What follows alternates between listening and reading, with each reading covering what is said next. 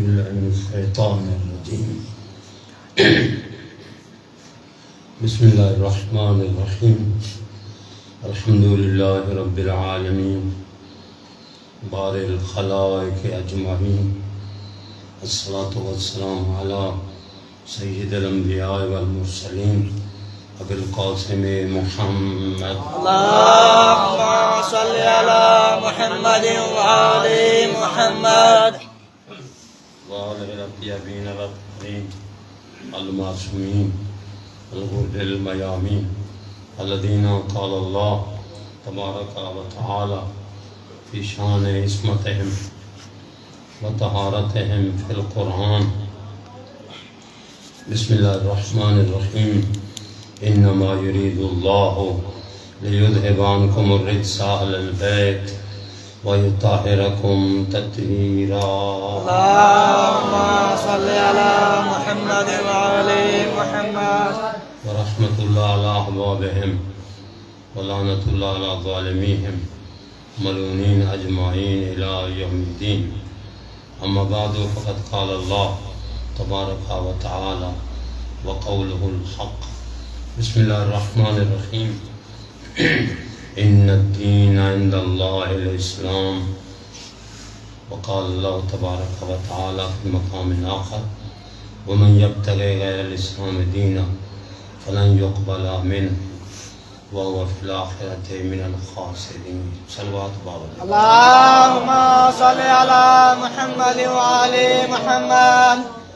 وقال رسول الله صلى الله عليه وآله وسلم إني تارك فيكم الثقلين كتاب الله وعترتي أهل بيتي ما إن تمسكتم بهما لن تضلوا بعدي أبدا وإنهما لن يفترقا حتى يردا علي الحوض.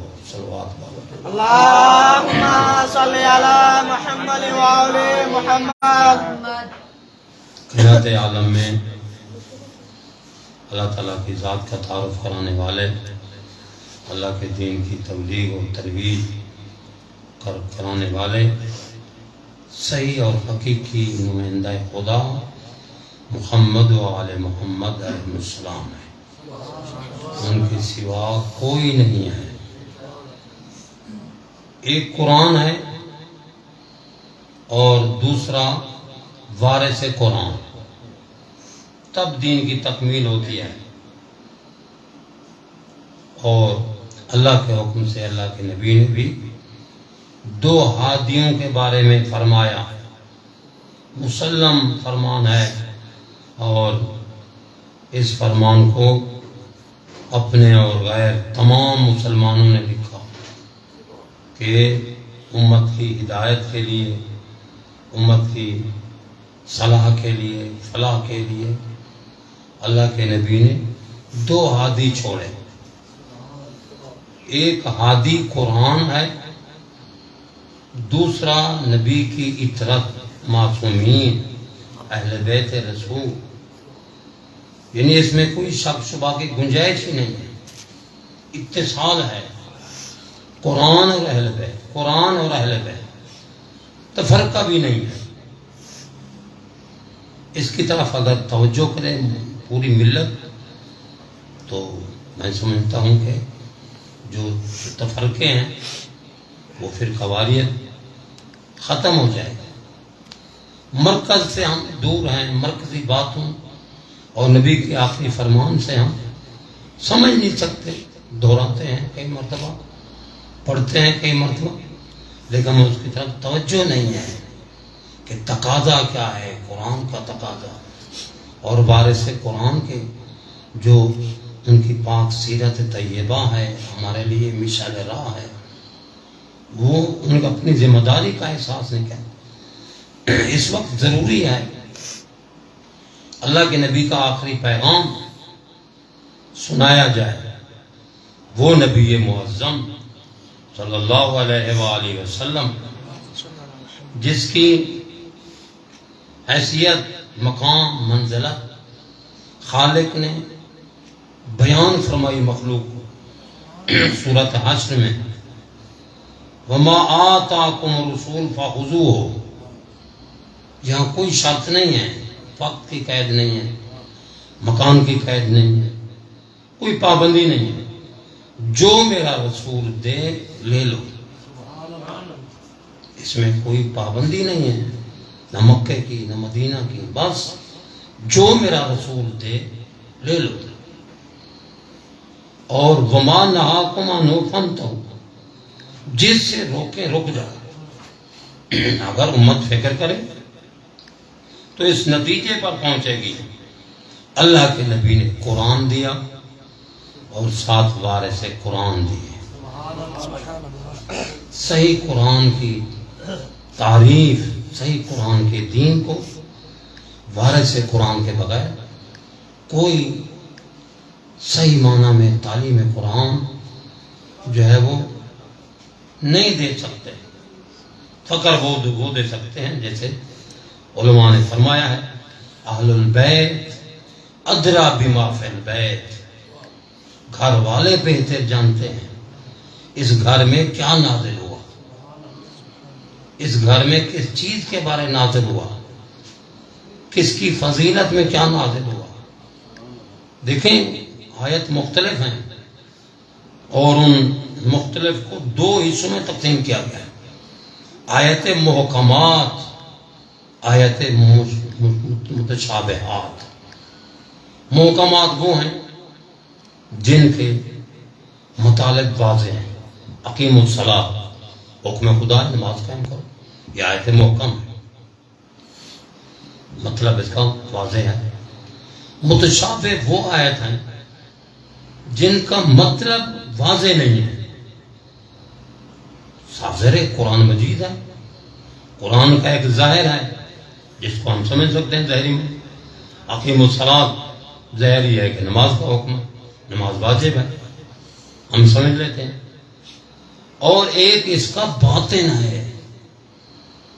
باطن کو سمجھنے کے لیے یاد رکھیں، جب تک وارث قرآن کچھ نہ فرمائے ہمیں قرآن سمجھ آ ہی نہیں سکتا۔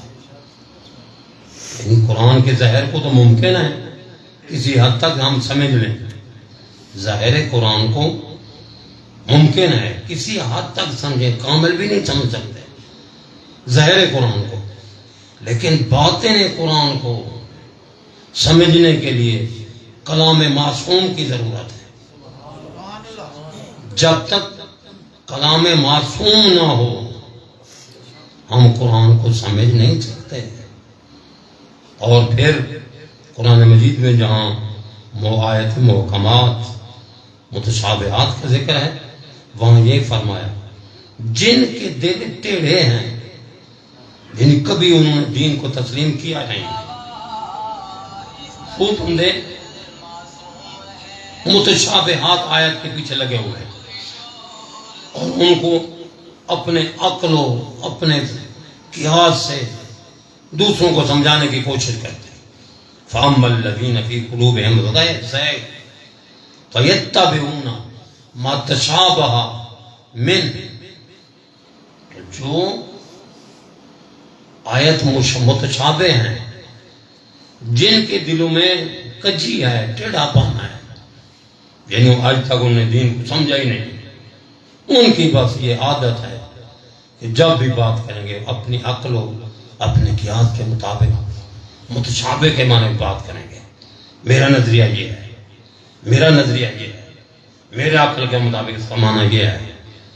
ہم کچھ بھی نہیں ہیں، اللہ کے نبی نے گویا ایک نصاب بھیجا، دوسرے اس نصاب کے معلم بھیجے۔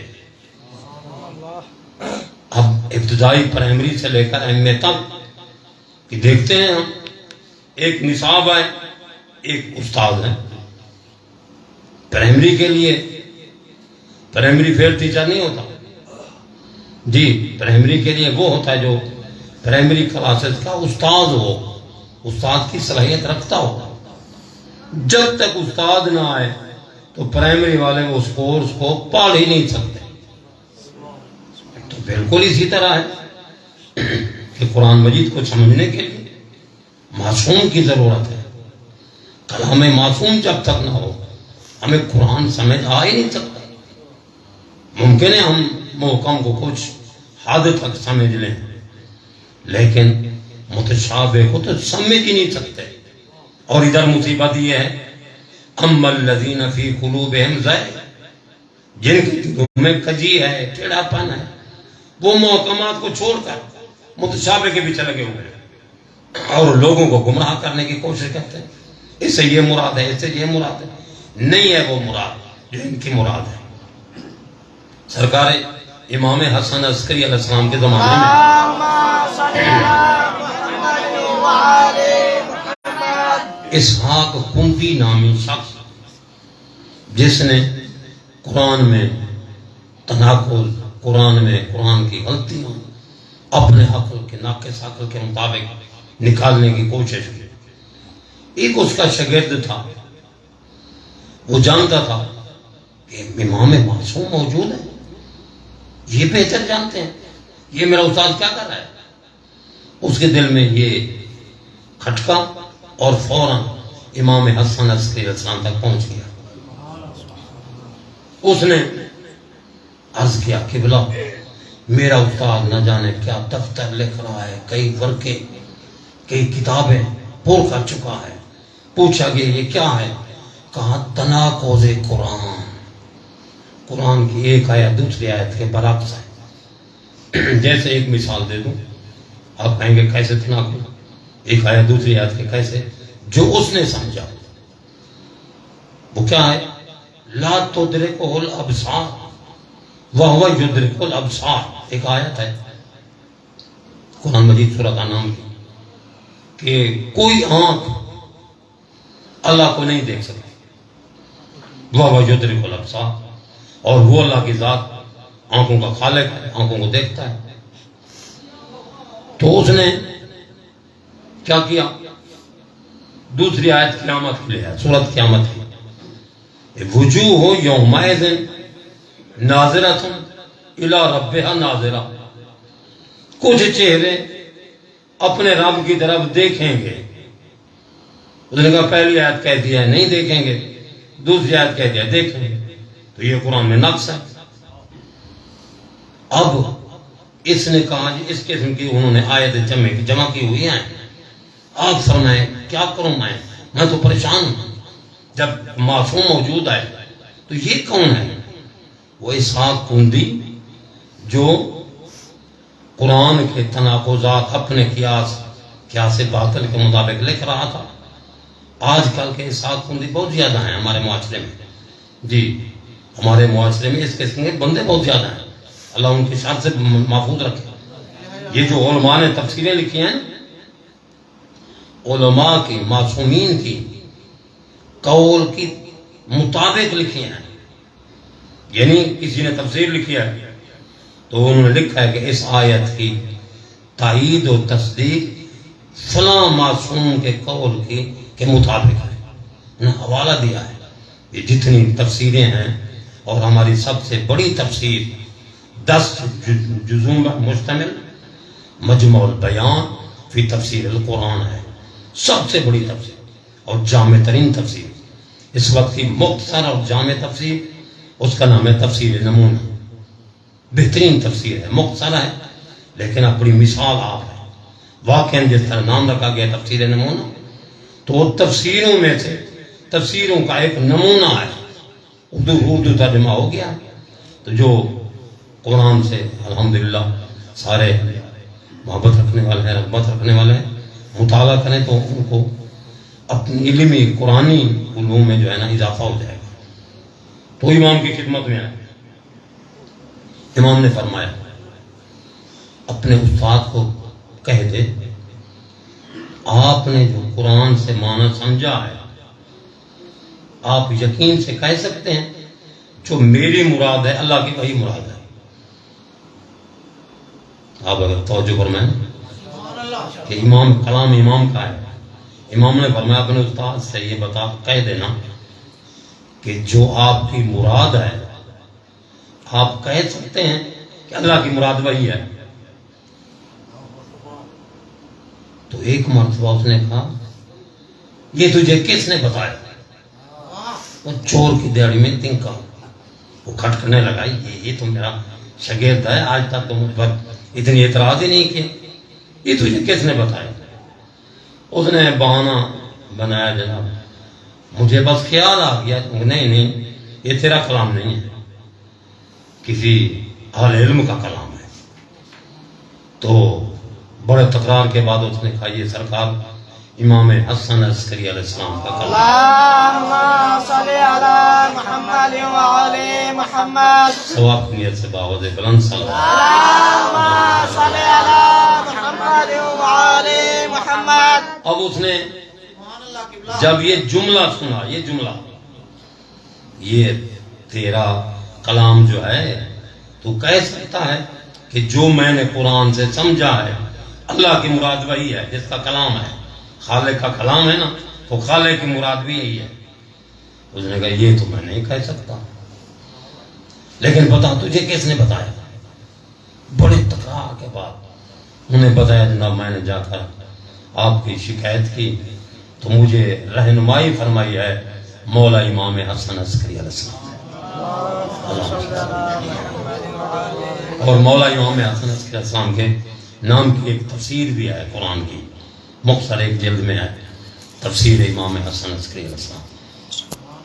تو جب امام کا کلام ہے، اگر کلام امام میں وہ جوہر ہوتا ہے جو غیر معصوم میں نہیں ہوتا، جو جوہر کلام معصوم میں ہے، پڑھتے ہوئے پتہ چلتا ہے یہ کلام معصوم ہے، تو اس نے کیا کیا؟ سارا کا سارا جو مواد تھا نا اس کو دریا برد کر دیا۔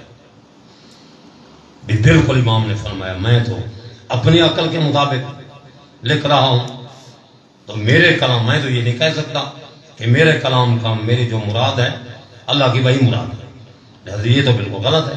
صلوات پڑھیں بابا دے۔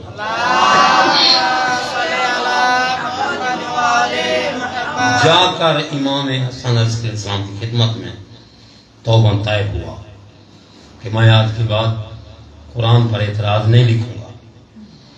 امام نے فرمایا ہر دور میں وارث قرآن موجود ہوتا ہے، اس دور میں بھی وارث قرآن موجود ہے، لیکن وارث قرآن کے کلام کو سمجھنے کے لیے ان کے نیب کی ضرورت ہے۔ الحمدللہ الحمدللہ وہ ہستیاں جو ہے کربلا میں بھی موجود ہیں، نجف میں بھی موجود ہیں۔ ان ہستیوں میں سے میں ایک ہستی کا نام لیتا ہوں، قبلہ آیت اللہ العظمیٰ سید ابو الحسن اصفہانی آل اللہ مقام و شریف مرحوم ہو چکے ہیں جی، وہ کافی سال سے مرحوم ہیں۔ ان کے بارے جو کتابیں لکھی گئی ہیں نا، قصص العلماء، یہ علماء کے واقعات کے بارے میں، اس میں لکھا ہے کہ یمن سے بحر العلوم نامی شخص نے، جو بحر العلوم کے نام سے مشہور تھا، خط لکھا کہ آپ کے 11 امام سمجھ آتے ہیں، 12واں سمجھ نہیں آتا۔ 11واں تو سمجھ آتے ہیں، وہ موجود تھے، اب شہید ہو گئے، لیکن 12واں سمجھ نہیں آتا۔ اگر موجود ہے تو نظر کیوں نہیں آتا؟ تو دفتر میں خط پہنچا تو وہی خط جو ہے آیت اللہ اصفہانی کو دکھایا گیا، مرحوم کو۔ آیت اللہ اصفہانی نے فرمایا اس کو جواب لکھو، تم یمن سے آ جا، تجھے ہم 12واں ملائیں گے۔ یہ عام آدمی نہیں کہہ سکتا جی، ہر آدمی نہیں کہہ سکتا، ہر آدمی اپنی طاقت سے زیادہ بات ہی نہیں کر سکتا۔ تو اس نے کہا بھی خط لکھو، یہ آ جائے، ہم انہیں ملائیں گے۔ امام تک پہنچائی، رسائی، امام کو دکھانا، امام تک پہنچانا، یہ ہر بندے کے بس کا روگ نہیں ہے۔ وہی ہے جس کا امام کے ساتھ تعلق ہو، ایسا تعلق وہ مادی نہیں روحانی تعلق ہو۔ اور اس سے ایک مرحوم ان کا واقعہ بھی بالکل اسی طرح ہے۔ ہمارے سیالکوٹ کے تھے حافظ غلام سرور، او قبلہ بسم اللہ، ماشاءاللہ ماشاءاللہ، حافظ غلام سرور، وہ جا کر پڑھے ازہر یونیورسٹی میں اور فرسٹ آئے. فرسٹ آنے کے بعد پورے ازہر یونیورسٹی میں شہرت ہو گئی کہ یہ فرسٹ آئے ہیں. اور جناب والا ایک پروفیسر نے وہ اعلان کیا کہ میں اس کو بیٹی کا رشتہ دیتا ہوں. فرسٹ آیا ہے وہ قابل طالب علم ہے, ٹھیک ہے میں اسے رشتہ دیتا ہوں. انہوں نے بیان دیا یہ انہوں نے, اب وہ 85 سال کے سن میں سیالکوٹ میں فوت ہو چکے ہیں, خدا ان پر رحمت نازل فرمائے. انہوں نے کہا کہ میں اس وقت شیعہ نہیں تھا, میں نے کتاب پڑھی تھی سیرت ابن ہشام.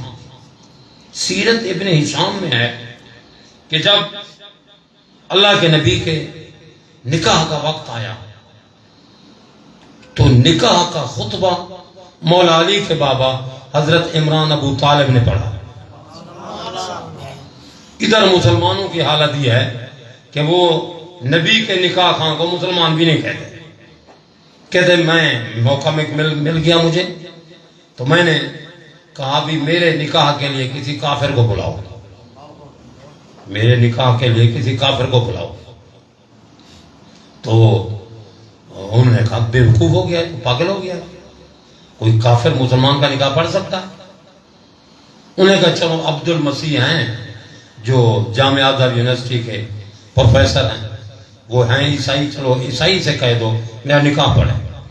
نے کہا پاگل, عیسائی بھی نکاح نہیں پڑھ سکتا, تو کیا چاہتا ہے؟ کہتا ہے میرا ایک مطالبہ ہے, اگر وہ مان لو تو پھر مسلمان نکاح پڑھے, ورنہ میرا نکاح کوئی کافر پڑھے. انہوں نے بڑا تکرار کیا بھئی یہ کیا ماجرا ہے. تو کہا گیا, آخر میں اس نے کہا کہ اسی یونیورسٹی میں پین فلک لگاؤ. اس وقت تو پین فلک نہیں تھے, اشتہار میں کتبہ لگاؤ جس پر لکھا ہوا ہو سرکار عمران ابو طالب مومن آل قریش تھے. پھر میرے نکاح پھر مسلمان پڑھے. میں نے تازہ وہ طریق ابن ہشام پڑھی ہوئی تھی تو کہنے لگا کتبہ لگا دیا جائے گا جناب, وعدہ کرتے ہیں. پھر مسلمان ہے, اس نے نکاح پڑھا اور مجھے جوش تھا بڑا. اب وقت کے دامن میں مجھے ایسے میں جلدی وہ ایسے اس کو ادا کریں اس واقعے کو.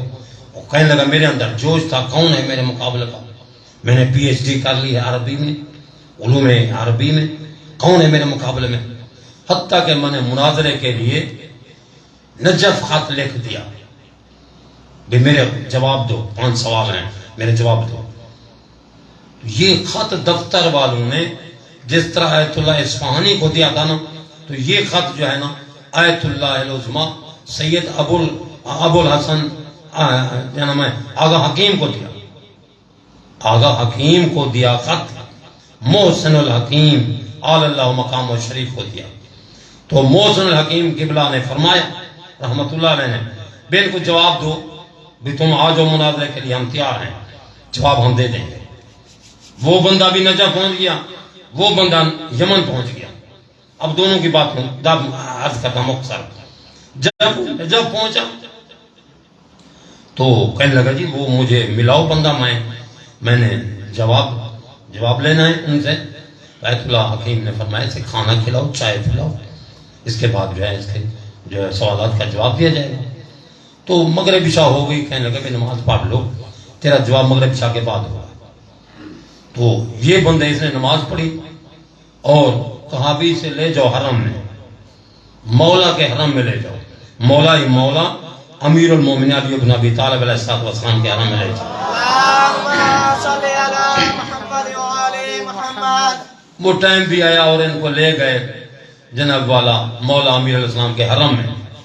جب حرم میں لے گئے تو کہتا ہے کہ میں نے دیکھا کہ خدام نے سارے دروازے بند کر دیے, سارے دروازے بند ہیں. مجھے اندر زری کے ساتھ چھوڑ دیا اور میں نے کہا میں بے وقوف ہوں, میں چیلنج نہ دیتا مناظرے کا, اب تو میری زندگی کا آخری ٹائم ہے, بس میں چیلنج نہ دیتا, غلطی کیا میں نے. اس کا نتیجہ یہ ہوا, کہنے لگا کہ مجھے پتا تھا کہ مولا علیہ السلام کا یہ روضہ ہے تو ہر طرف سے دروازے بند ہیں. تو کہنے لگا کہ میں نے پھر طواف شروع کر دیا زری کا. مولا کی زری کا طواف شروع کر دیا. کہتے ہیں جب 5واں یا 6واں طواف آیا نا تو زری سے ایک خط بہ رہا ہے، ایک ورقہ بہ رہا ہے. میں نے اٹھایا تو دیکھا میرے سوال بھی لکھے ہوئے تھے، جواب بھی لکھے ہوئے تھے. دیکھیں آیت اللہ محسن الحکیم علی اللہ مقام شریف نے فرمایا وہ تیرے جو ہے نا سوال کا جواب وہ صاحب روزہ دے گا، روزے والا دے گا. تو اس نے کہا میرے دل میں تو یہ تھا کوئی دفتر ہوگا، میں وہاں گیا تو دروازے بند ہو گئے. میری تو حیرانی اور پریشانی میں اضافہ ہو گیا، یہ کیا ہوا؟ پھر مجھے وہ خط مل گیا، پھر میں نے دفتر والوں کو بتایا اور اس دن کے بعد میں نے مذہب حق قبول کیا. وہ جو دوسرا پہنچ گیا یمن کہ تمہارے 11 امام سمجھ آتے ہیں، 12واں سمجھ نہیں آتا، اگر حاضر ہے تو نظر کیوں نہیں آتا؟ تو آیت اللہ سید ابو الحسن اصفہانی، وہ بھی سید یہ بھی سید، اس مرج وقت نے اس وقت رحمت اللہ علیہ فرمایا کہ اس کو کہو آ جائے، ہم اس کو امام دکھا دیں گے، ملا دیں گے. بس وہ بندہ پہنچ گیا، علامہ بحر العلوم. اس کے ساتھ اس کا بیٹا تھا ابراہیم، وہ بھی آ گیا. وہ بھی اسی طرح کھانے کا وقت تھا، کھانا کھایا، چائے پی مغرب عشاء کے بعد، تو لے چلے ان کو وادی السلام میں. جو زہر بیٹھے نا وہ جانتے ہیں وادی السلام. وادی السلام میں ایک مقام ہے، مقام ہے امام زمان علیہ السلام. مقام امام زمان علیہ السلام، اس مقام کو کہتے ہیں جہاں امام تشریف لائے ہوں، کچھ دیر کے لیے بیٹھے ہوں یا تھوڑا سا توقف کیا اور پھر چلے گئے ہوں، اس کو مقام امام کا فرماتے ہیں. تو یہ آیت اللہ ابو اصفہانی وہ اور وہ یمن کا بحر العلوم وہاں چلے. اس کا بیٹا بھی تھا ابراہیم. جب وہاں پہنچے تو بیٹے سے کہا آپ بیٹھے، آپ اندر نہیں آ سکتے. وہ اندر آیا اور اندر آیا تو اس وقت جو ہے نا ایک نور چمکا، جیسے حضرت موسیٰ علیہ السلام کے بارے میں نا کوہ پہ فلما تجلی ربہ، جی جب تجلی الہی چمکی نا، وہ جو حضرت موسیٰ علیہ السلام کے ساتھ تھے وہ تو خاکستر ہو گئے، آگیا گیا ہے خرّ موسیٰ صاعقہ، حضرت موسیٰ بے ہوش ہو کر کوہ پر جو ہے وہ بے ہوش کر گر پڑے. تو یہاں فلما تجلی ربہ، یہ بھی معصومی اللہ کی تجلی کا مظہر ہے. جب وہ تجلی آئی نا، نتیجہ کیا ہوا کہ بندہ بے ہوش ہو کر گرا اور اس نے چیخ ماری. جب چیخ ماری بہر اس کا بیٹا تھا، اندر آیا، دیکھتا کہ بابا میرے بے ہوش ہیں. بھائی دیکھنے کا کیا ہو گیا میرے بابا کو، میرے بابا کو کیا ہو گیا؟ تو آیت اللہ اصفہانی نے فرمایا صبر کرو، صبر کرو. تھوڑی دیر کے بعد جب ہوش آیا تو اس علامہ بحر العلوم نے فرمایا اشہد ان المہدی حق، کہ امام زمان علیہ السلام حق ہے، اللہ کی حجت ہے، اور میں ان کی امامت ولایت کا اقرار کرتا ہوں. صلوات پڑھیں بابا جی. دیکھیں آخری بات، اب میں قبلہ صاحب کو مہمان ہیں، ان کی خدمت میں ان سے استفادہ کرنا ہے. تو دیکھیں ایام ہیں صدیقۃ الکبریٰ کی مظلومیت کے، اور ہمیں پہلے معلوم ہونا چاہیے کہ قرآن مجید میں وراثت کے احکام میں ہے کہ ہر مرحوم کی اولاد وارث ہوتی ہے. یہ وراثت کا ایک چیپٹر ہے، باب ہے، جس میں آیات الہی کی بہت زیادہ کافی تعداد میں ہیں.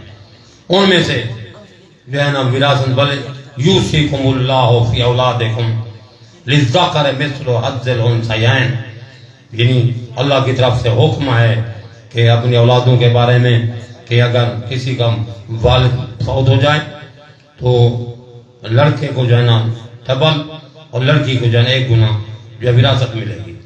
یہ وراثت کے باب ہیں. اور پھر انبیاء کے بھی وارث ہیں، وارثہ سلیمان و داؤد وغیرہ وغیرہ. تو یہ عام جو ہے نا مسلمان کیا کرتے ہیں کہ وراثت کے باب میں بیوی کو محروم کرنے کی ناکام کوشش کرتے ہیں. وہ کیا کرتے ہیں جناب، ایک حدیث ہے کہ ہم انبیاء کی جماعت جو ہے نا ایسی ہیں کہ جو ہم نہ کسی کے وارث بنتے ہیں نہ کوئی ہمارا وارث ہوتا ہے. تو دیکھیں معیار جو ہے نا حدیث کا کیا ہے کہ قرآن کے قریب لے جاؤ. اگر قرآن کے مطابق ہے تو کلام رسول ہے، ورنہ نبی پر تہمت ہے. تو قرآن میں تو کافی تعداد میں آیات ہیں جو وراثت میں اولاد کو محروم نہیں کرتی. جس طرح وہ اپنے والد کا وارث بنا تھا تو اس کی اولاد اپنے والد مرحوم کی وارث بنے گی، شک شبہ کی گنجائش نہیں. وہ پڑھتا رہا بار بار اس حدیث کو، اور بی بی صدیقۃ الکبریٰ نے 40 قرآنی آیتیں تلاوت کی مختلف، اور وہ وہی اسی حدیث کو بار بار دہراتا رہا. تو بی بی نے ایک جملہ فرمایا جو آپ کی خدمت میں یاد کرنے کے قابل ہے. بی بی نے فرمایا دیکھو میرے بابا کی طبیعت ناساز تھی، میرے بابا اپنا کلام تمہیں دینا چاہتے تھے اور فرمایا تھا ایتونی بقلم ودوات ان اکتب لکم شیئا لن تضلوا بعدی ابدا. میرے لیے کاغذ قلم دوات لاؤ تاکہ میں آپ کو ایسا نسخہ کیمیا لکھ دوں کہ جس پر تم گمراہ نہیں ہوں گے، اس کے بعد گمراہ نہیں ہوں گے. فرمایا میرے بابا اپنا کلام تم کو لکھ کر دینا چاہتے تھے، تم نے قرآن کا سہارا لیا، حسبنا کتاب اللہ. اب میں قرآن پڑھتی ہوں، تم حدیث کا سہارا لیتے ہو جو حدیث قرآن کے خلاف ہے. میرے بابا اپنا کلام دینا چاہتے تھے تو تم نے قرآن کا سہارا لیا، میں قرآن پڑھتی ہوں تو تم نے میرے بابا کے کلام کا سہارا لیا جو قرآن کے خلاف ہے. بی بی نے خود فرمایا مجھے یقین ہو گیا تمہارا ایمان نہ قرآن پہ ہے نہ نبی کے فرمان پہ ہے. اللہ تجھے واسطہ محمد و آل محمد علیہ السلام کا، صدیقۃ الکبریٰ کی مظلومیت کا، ہم تمام مومنین کو اور ہم سب کو دین سمجھنے، یاد کرنے اور عمل کی توفیق عطا فرمائے. اس دعا کی قبولیت کے لیے صلوات و باوجہ